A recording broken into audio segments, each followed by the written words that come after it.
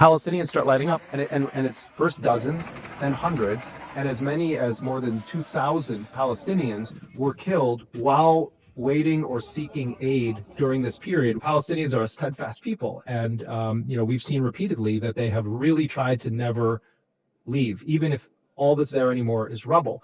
But we've watched this ever-shrinking killing cage be manufactured by the U.S. and Israel. It's like watching the Matrix, or some kind of Hunger Games for Palestinians that has been televised on live stream for more than 2 years. March 2nd, they impose a full blockade on Gaza. Nothing enters the Gaza Strip. March 18th, they resume the scorched earth terror bombing, burning children alive in tents, murdering more journalists, killing thousands and thousands more Palestinians. They then say, well, we're only going to allow quote unquote aid to come into Gaza if it's under Israel's full control, because we can't let any of the aid go to Hamas.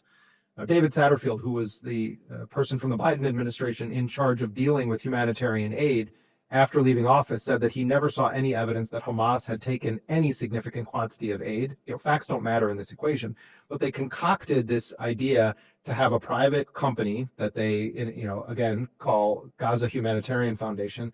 They're going to come in and they're going to be the ones with U.S. private security company, UG Solutions, coming in, bringing veterans of the U.S. military, very similar to the Blackwater model. They're going to come in and they're going to, quote unquote, secure these aid sites. And Palestinians are going to be able to safely come and they're going to receive their aid and ensure that Hamas is not going to take control of it.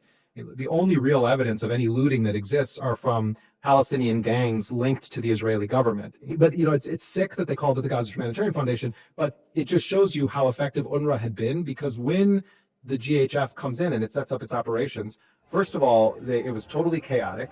They had concertina wire, looked like concentration camp type infrastructure built up.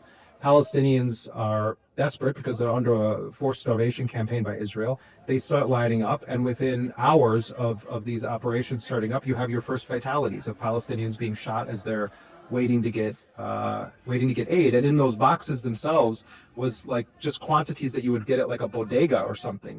These weren't life essentials. It didn't include anything to address the fact that women were facing a crisis where they couldn't breastfeed anymore because of the severe levels of malnutrition.